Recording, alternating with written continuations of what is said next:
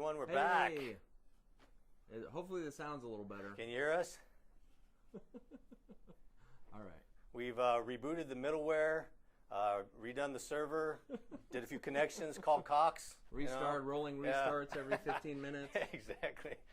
So I think we got it all worked out, guys. Sorry about that.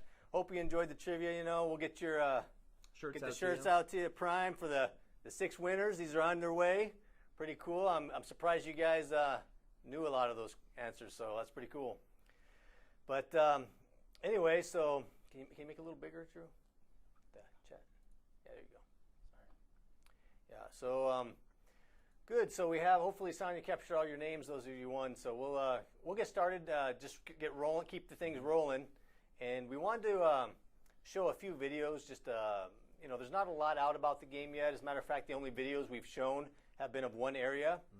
So we wanted to show you, I mean, we've been working on the game for a long time, and those of you who have been to the website know we have 11 different worlds and over 25 seamless areas and things that are in the game. So we wanted to show a few of them today. It's just going to be an environment type video. We've actually turned off the creatures and stuff. We're trying to release things to you in bits, so to speak, but we wanted to show you some of the areas we've been working on, just 5 of them.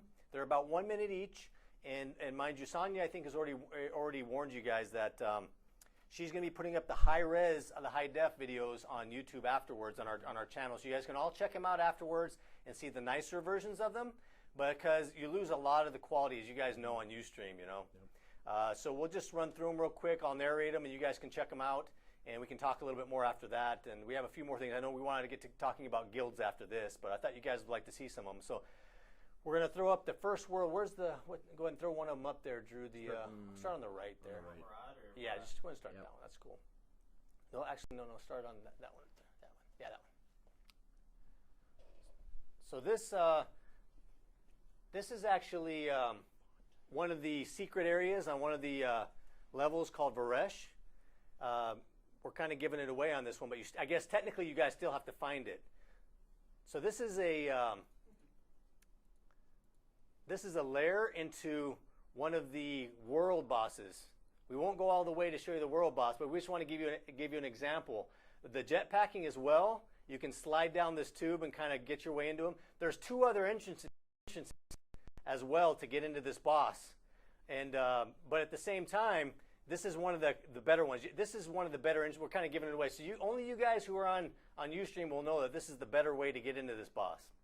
And there is falling damage, but it wouldn't make for a good demonstration if we die. Yeah, and as lots of times too, as long as you're sliding, you guys probably didn't notice, but there's a slide on that. As long as you are sliding, it's almost like a skiing type thing where you don't take as much damage.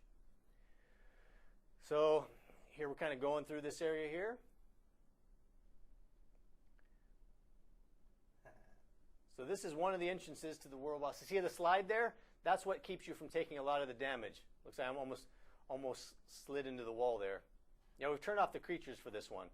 And so just kind of give you the feel of it. This is only one area. In Varesh, this is actually the entrance into a huge volcano. So we wanted to show you that you get into the inner depth by going this way. So that's one of them. And we'll have that one posted later so you guys can check it out. And then we'll go into another one here. Let's go into, yeah, that's a good one. We'll go into a jungle shot here. We started out, yeah, this is Suman. We started out in a cavern. You can see the jungle roots sticking through the top of the cavern. It's kind of illuminated. And here we go. And so we wanted to show you one of the caves. The caves obviously are populated by scary things that they aren't right now. We wanted to run through without dying and being embarrassed in front of you guys. So we exit to the jungle of Suman. This is a area on the planet of Rodon. You can see it here as we're running through. Okay. This is on the planet of Rodon, and we wanted to show you get a little bit of jetpacking action going on as well on this video. The jetpacks come in really handy getting around the worlds. There's some of them that have more than this as well.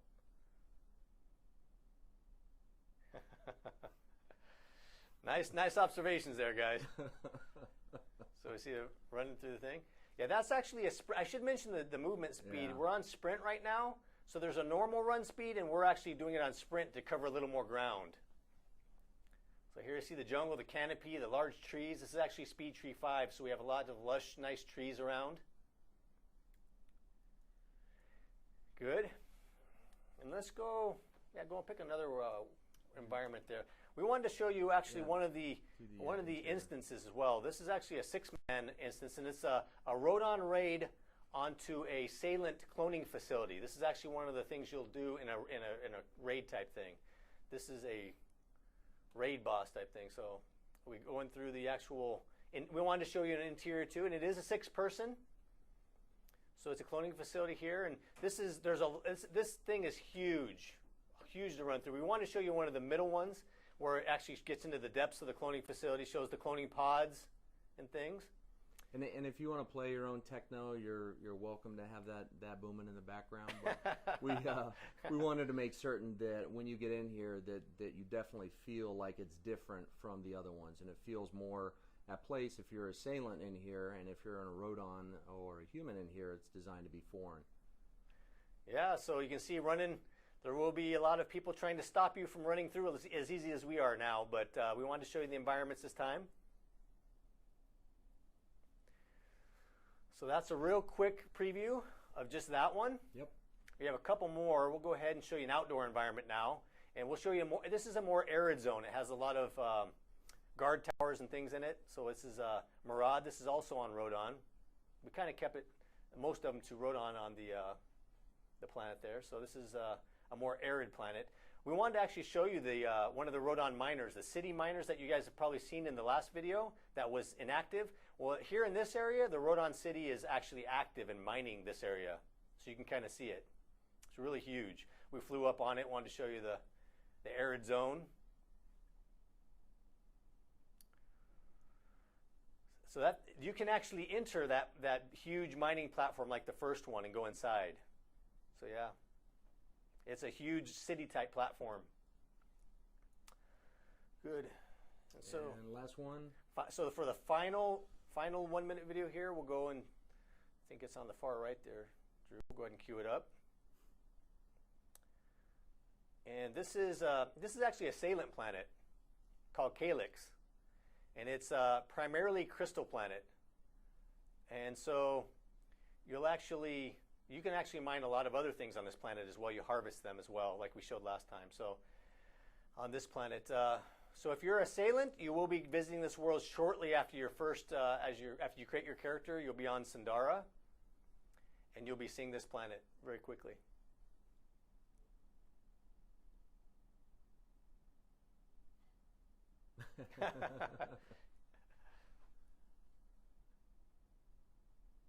Yeah, so we got this. You see in the background there, there's a huge kind of rite of passage for the Salients. They have to climb that peak in the far background, if you can see it. So if you're a Salient, you'll be climbing that peak. It's a lot bigger than it looks on the screen there when you get up close to it. Mm-hmm. So that's we want to show you those. They'll be posted in high res a lot. In just a little bit, Sonia will be putting them on YouTube, so you guys can go check them out and see the nicer quality of them. And we wanted to show you just some of the environments of the game this time. The next time, we'll be showing you a lot more of the gameplay and things. But so that's just something to kind of get you guys to look at the game and see that, a lot of times you guys don't really know how long we've been working on this game, but it's been a long time. And so that's kind of what we want to show you.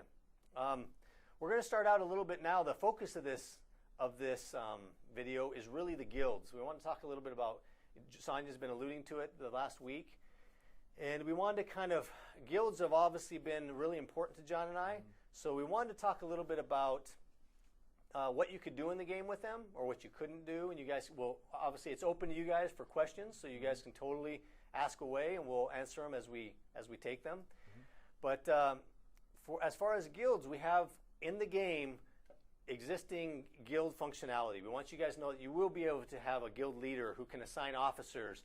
You'll have your guild chat, officer chat, things that you will be able to coordinate your guild within the game on your own private channel.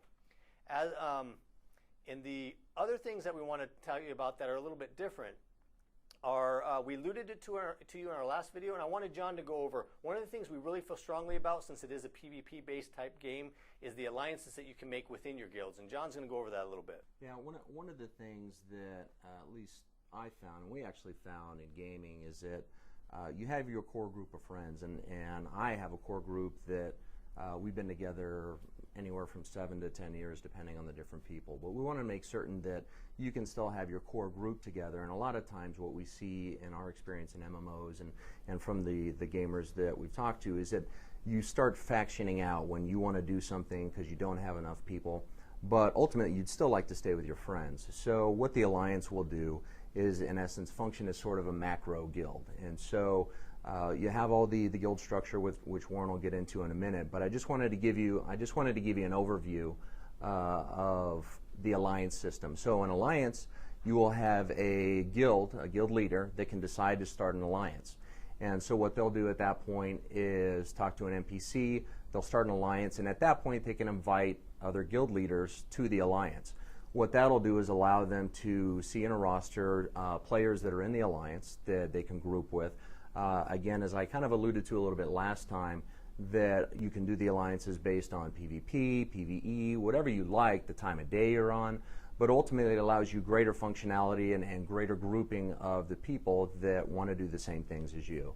So there's a lot of functionality that Warren's going to go into in the guild, and ultimately we want to make certain that a lot of that functionality is also in the alliance as a macro level. But you will be able to group multiple guilds together, and you will be able to view and pull from people that are parts of multiple guilds without leaving your friends behind. So that's a quick overview. We'll get into the specifics. Ultimately, right now, we're targeting alliances somewhere in the eight guild range to be grouped together. So that's something that we will look at as time goes on, but that's what we'll be starting from. And again, I'll go and defer to Warren. He'll get into some of the specifics, but just wanted to let you know, especially in the PvP aspect of the game, it really helps out to be able to pull from people that you know and foster, so when you get in, you have lots of people that want to do the same thing. The next thing I want to tell you about is, regardless of whether you're in a guild or not, or a guild leader or not, whether you've joined one of these alliances, we are going to have another channel that is specific to our game, and that's a guild leader channel. So if you have a guild and you are a guild leader, you'll be able to click through to another channel that only guild leaders can actually access, and so you can confer with your other guild leaders of your faction and plan strategies and decide about how you're going to take certain bases and things like that. So that's a special channel just for you guys, that if you have to have you have to be a guild leader, and you're probably right now it's set to 5 people in your guild. So it's just, you can't just create a guild of one, so to speak. You need to have a guild of a few people, and you can be in there and you can confer with your fellow guild leaders and make your strategies for your faction. Yep. So that's regardless of whether you even join an alliance. You'll have that channel at your fingertips. The next thing that I wanted to talk about is we're working really hard on putting some web integration for you. We want to actually make it so that you can actually create a guild website for your guild on Prime Online. So that'll have a few other functionalities as well. And we wanted to show you just right now a couple of screenshots. We're working on it really hard. We want to have a lot of things on it. So if you want to show a couple of those screenshots of the guild site.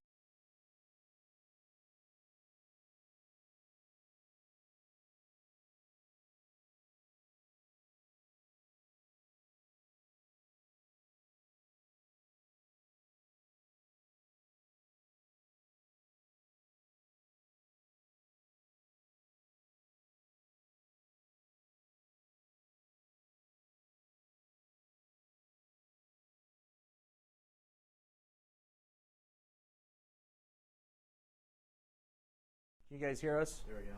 Is it all right? Yeah, that's on now. Okay, good. Sorry about that, guys. So you'll actually be able to go to your own guild website to Prime Online. It'll be your own website. So it'll be, for example, if you're Exorcist, you'll be exorcist.primeonline.com. And so that you can manage your guild roster, do all the things you need to do there. One of the nice things about Prime is that you'll actually be able to search. Actually, I'll talk to you about. Can you click the next one there, Drew? Yeah. There. You'll be able to.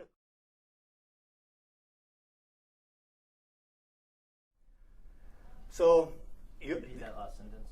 You'll actually. Hello? Can you guys hear me? So you guys will actually be able to create your guilds as well and manage them from the website.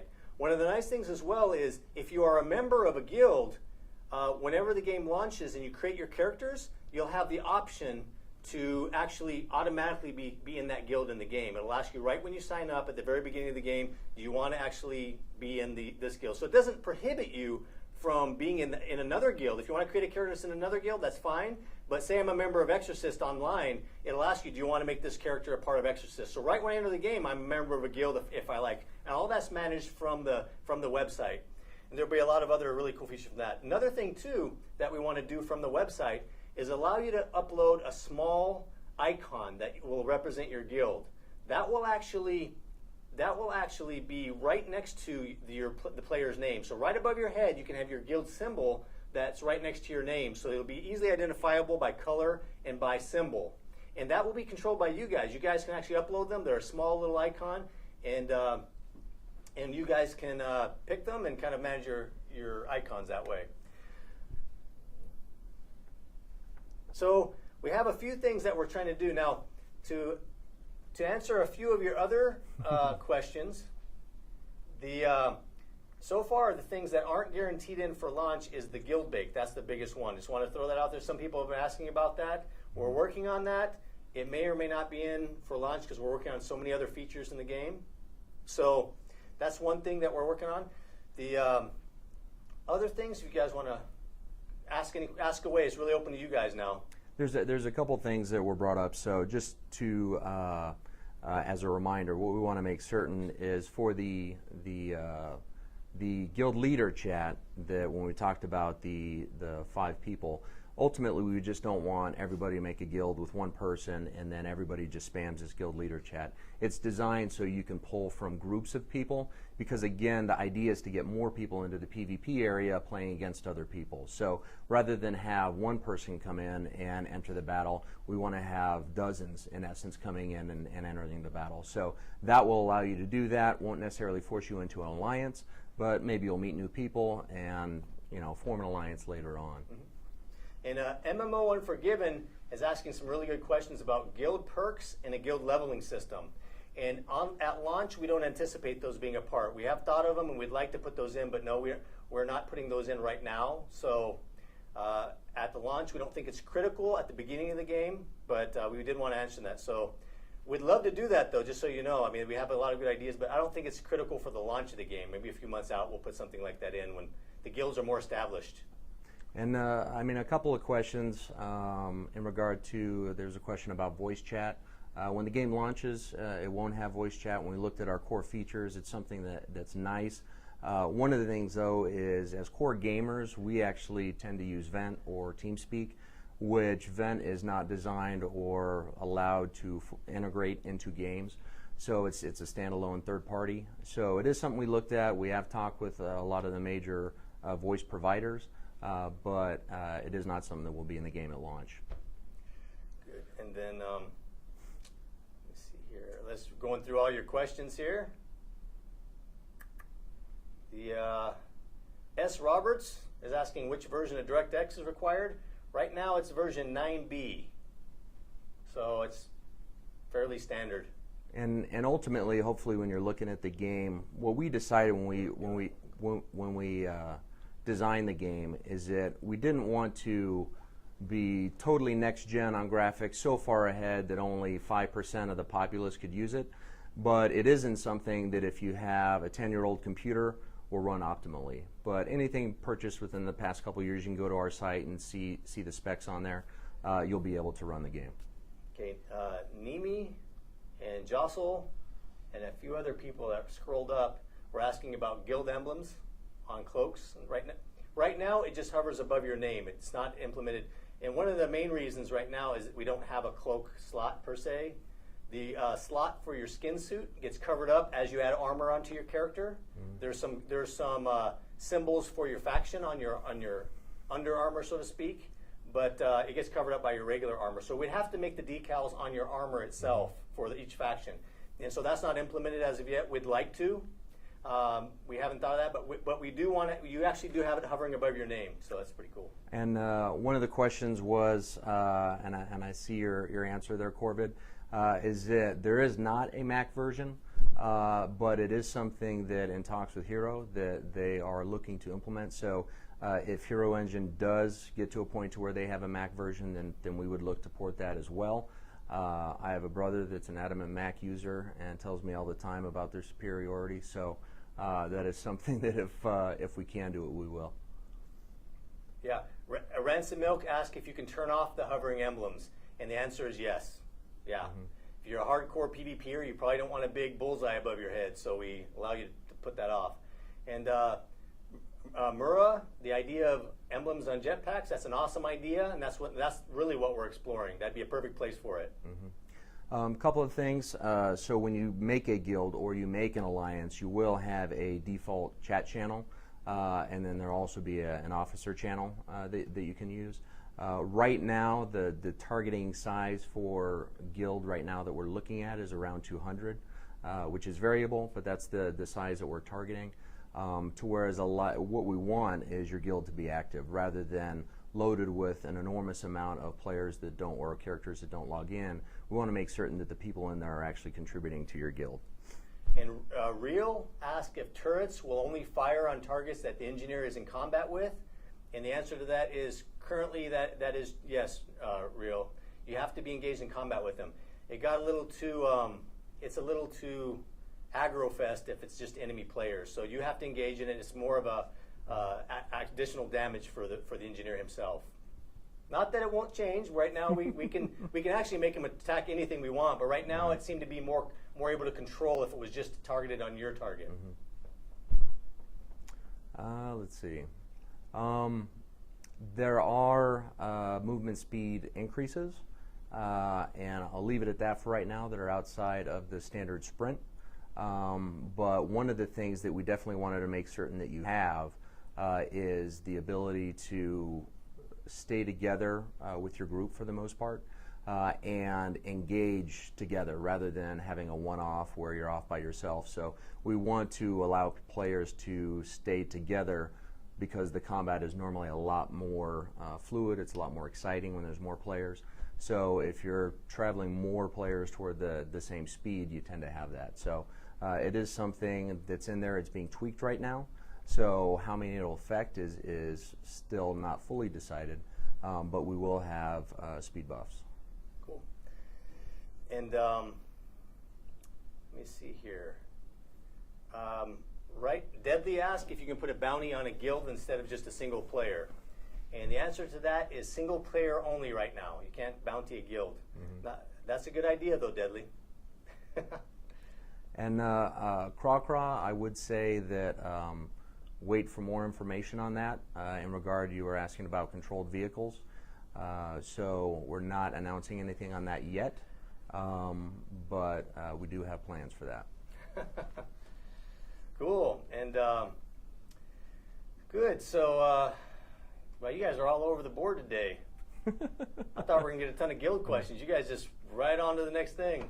And I will say, Pedro, that I wore a shirt that you wouldn't have. So if you tell me you have this shirt, then I'm going to feel weird. Yeah, and I guess I can take the time right now to publicly apologize to Yami Sniper. You know, I realize that it's not why am I Sniper. It's funny because last week, right before we were going to do the chat, I was saying, yeah, we're going to talk to Yami Sniper, and one of the guys in the studio said, you know what, I think it's why am I Sniper, and so I said, you know what, you might be right. I've been saying it Yami all the time, and here I get it wrong just because they told me that. So anyhow, that's a correction. My bad, my apology. We know what it is, Yami Sniper. I called you that up until last week, so that's what we do. So. So good. So you guys have obviously been busy this week, just as we have. See a lot of hits on the videos and things like that. So one of the things I see your question, Vicarious, that the end game objective is to further your faction with the gathering of Prime, with engaging the other factions, getting them so they or stopping them from getting the Prime element, which is primarily on Dominus. But the design is that you're out there in the conflict. You're out there actually to further your faction. And there's more things that we'll release later on how that happens. But the end-all be-all is not just about getting this one thing or getting that one thing. It's about going together as a community and beating the other guys. Yep. And let me see, Mirrodin said, is there a tangible our faction is ahead type of thing, like in DAOC with relics? And there aren't relics per se, but I will let you know that you will definitely know who is controlling the bases, which faction is controlling the bases, and there are perks for doing that. So, one of the questions was in the mining of Prime on Dominus that it's not just one area, but the bases will facilitate faster mining. So you can go out and drop a harvester, which we showed last time, but the quantities of the materials in which you're getting are greatly different. So it's in your best interest to get your friends together, get your group together, go out, take some bases, and hold them from the other factions trying to take them from you. Yep. Let me see. A couple. Real's asking about political systems in Prime. And right now there isn't. There is some design elements for that. So without talking about it a little more, we would love to do that and actually put a type of system in there for that, but not currently. What you'll see when we get into the base system, I can give you a tiny bit now, is that there's multiple different structures that have different benefits, and there will be set areas of the planet that those bases are set to, and they vary based upon the faction that's controlling it. So there's multiple buildings that serve different purposes, and there's multiple areas within the planet that these bases can be set up on. Yep.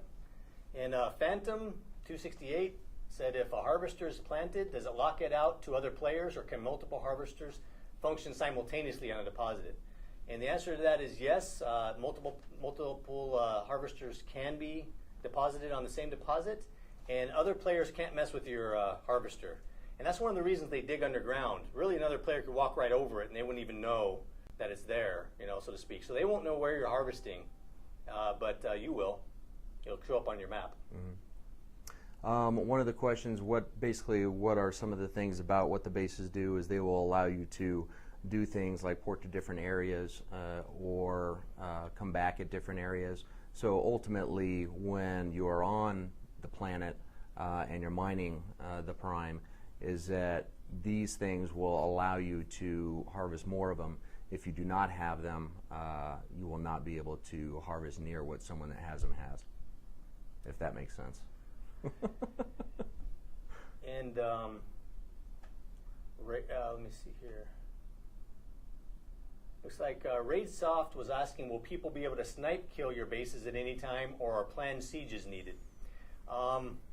There's nothing to stop you from trying to snipe kill it. However, you do have to destroy the bases that are on there, so it would take a while for someone to snipe kill it.